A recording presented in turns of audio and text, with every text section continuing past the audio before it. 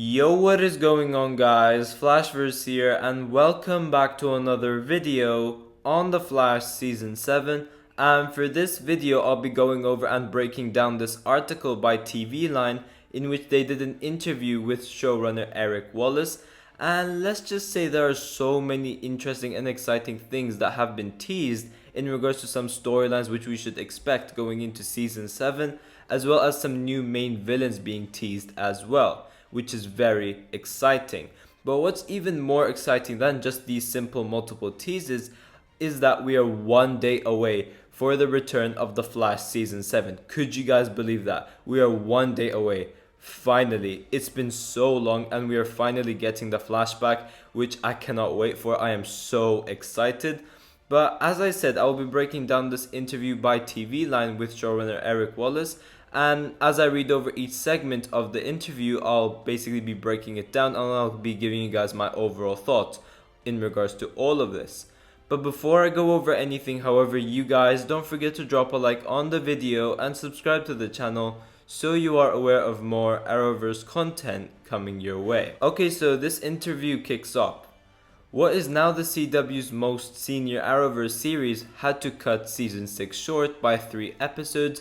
When production was halted almost a year ago, a version of those leftover episodes will now launch Season 7 on Tuesday, March 2nd, and soon enough close the book on graphic novel number 3, which we saw Ephrat Door's Eva McCulloch trap Candace Patton's Iris West inside of the Mirrorverse. TV Line spoke with showrunner Eric Wallace about how the conclusion of the Mirror Master arc changed over the course of the supersized hiatus, how a depleted Team Flash will resort to extreme measures to shatter Eva's devious dreams, the uniquely interesting journey ahead for one character, and even more. So the first question is, you ended last season with 3 unfinished episodes. Did it in fact wind up taking all 3 to finish the Eva McCulloch arc? And Eric Wallace replies, I don't know if that's a spoiler or not. I can say that, but the early part of the season we do address last year's cliffhanger. In the first few episodes we'll be getting Iris out of the Mirrorverse, all those good things, and we'll be wrapping up the Eva McCulloch storyline before launching into a brand new graphic novel. So obviously due to the shutdown, we know that the last 3 episodes of Season 6 got cancelled because they weren't able to finish filming for them. So we ended up with episode 19 being our season finale. So for those wondering, it wasn't intended to be a season finale. It was just meant to be a simple episode 19. But that was the episode that they got into, and they were on their last day filming episode 20, which is now season 7 episode 1. But they couldn't end up finishing that, so when the whole shutdown happened, episode 19 was our season finale for season 6. But we do know that episode 1, 2, and 3 of this season will focus on wrapping up that Mirror Master storyline and leading into the new graphic novel with a new main villain and new main storylines to explore. You had a long summer and then some to noodle with those leftover episodes. Outside of the whole Ralph thing, did you end up making any changes? And showrunner Eric Wallace replies, yes, the first and third episodes of the season changed. The first changed about 20%, let's say. Our premiere was not intended to be a premiere, so we had to give it an entirely new opening that had more flashy action, because people want to see the Flash and Eva McCulloch in her mirror costume. We had to re-engineer the entire first third of the premiere, which was really fun, but I think it made the episode much stronger. In order then to wrap up Eva's story, there was an episode early in the season that literally we had to change almost half of it. That was also due to the pandemic too. Usually to wrap up a storyline, we have had hundreds of extras and all of these things going in downtown Vancouver. We blow up cars, we have a sense of scale and spectacle to end the big bad. And we couldn't do that because of the pandemic, but we still had to have that spectacle. So how do you do that? We had to deal with the loss of a cast member in The Elongated Man, who was very wrapped up in that story, because we have to exonerate Sue of Joseph Carver's murder.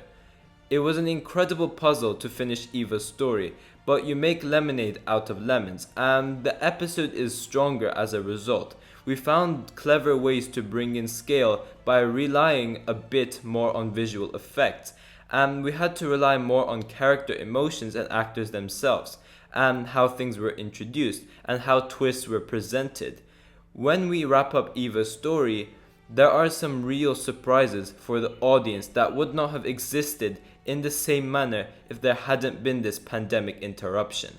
So yeah, just to add on, we obviously know that they were making tweaks and changes for the first 3 episodes, so they kind of have that, more thought out and a much stronger season than originally planned, which obviously Eric Wallace just said, and they found better ways to wrap up Eva's story than originally intended, which was pretty cool to see.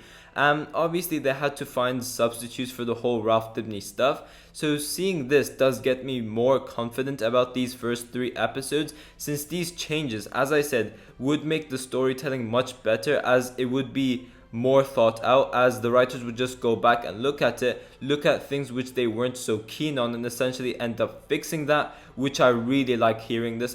It just shows how dedicated Eric Wallace is as being the showrunner for this show. Like, he genuinely cares, and you do see that. We do know that his favorite superhero is the Flash as well, so him being the showrunner for the Flash is just great, and seeing him actually make the season more thought out as well, I really like that. But the next question is, what was it like looking at the first episode back, where Iris is somewhere else, Cisco is off the map, Caitlin is off the map, Ralph is off the map? Talk about the challenges and opportunities that were presented. It was an opportunity because Barry also is losing all of his speed at this point. Team Flash is at their lowest point, which means they can't fight. So whatever happens will push them to extreme measures. That is also the plot of the season premiere. What extreme measures do they adopt, and what are the consequences of that? Barry, without all of his usual Team Flash helpers, needs his speed back in order to fight Eva.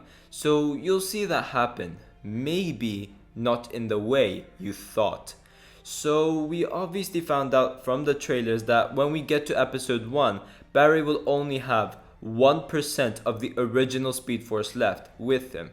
And obviously we do see Team Flash basically taking some extreme measures, and as we do see in the trailer, we do have them constructing this cryo temperature chamber for Barry to stay inside of in order to maintain that 1% of the Speed Force that he has left for a longer period of time.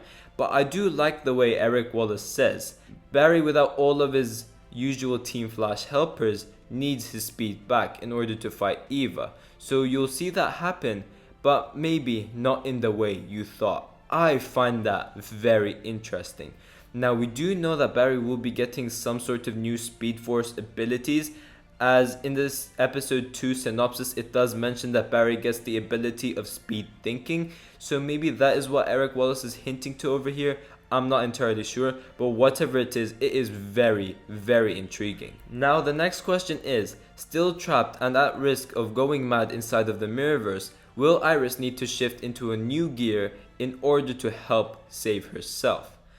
And Eric Wallace replies, well, that would be a spoiler. Let's just say you can't get out of the Mirrorverse and not be unaffected when you return to real life. And what does that mean for Barry and Iris as a couple? Without spoilers, it is very fair to say that once Iris gets out of the Mirrorverse, yes, she will rejoin Team Flash as an active member and help bring down the McCullochs once and for all.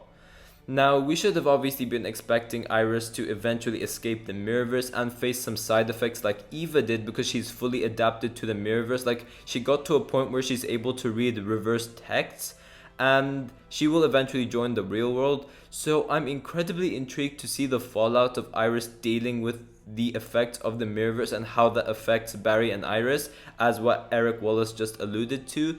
But one thing I find really interesting is how Eric Wallace said bringing down the McCullochs, not Eva McCulloch.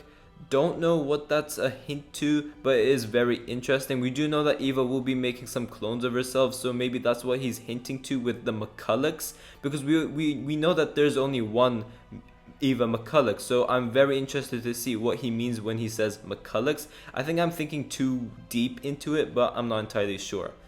Without spoiling it at all, the premiere features one of the funniest sequences in the show's history.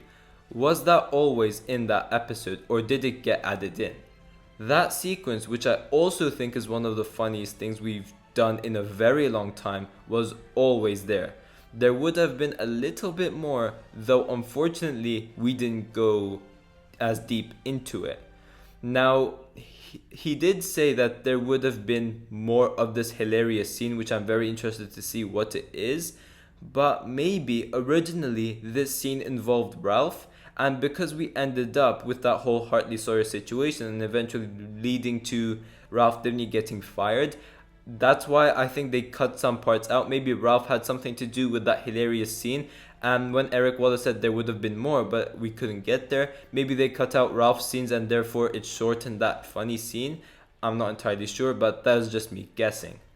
Regardless, it's this great little burst of lightness amid an incredibly intense arc. And that was on purpose.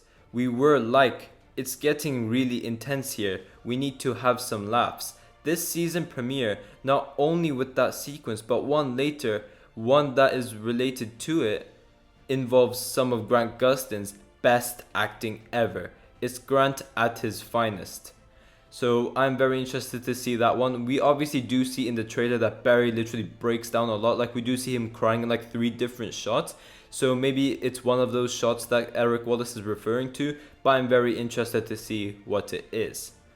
But the next question is, give me a little something about when Cisco, who went to visit Atlantis, and Caitlin, aka Frost, who went with their mom to recuperate from an injury, eventually returning. Caitlin, because of the pandemic, came back sooner than expected since Panabaker's maternity leave ended during the pandemic. That was a real blessing. You don't have to wait long at all for Caitlin's return. We actually added scenes to bring Frost in at least 2 or 3 episodes sooner than originally planned. Now for Cisco, we do know that he went to Atlantis to gather these bits to create this machine which helps get Iris out of the Mirrorverse and the others as well. But for Caitlin, I'm very interested to see what's different with her storyline, because as Eric Wallace said, the ending for her during The Flash Season 6 was to originally write her off for most of Season 7's first half, because Danielle Panabaker at that time was about to give birth, so she needed that maternity leave. But then due to the whole shutdown, she technically was able to have that maternity leave.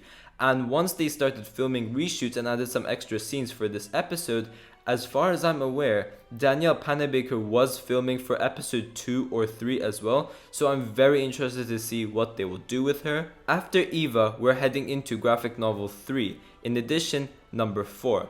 Might there also be a number 5 this season?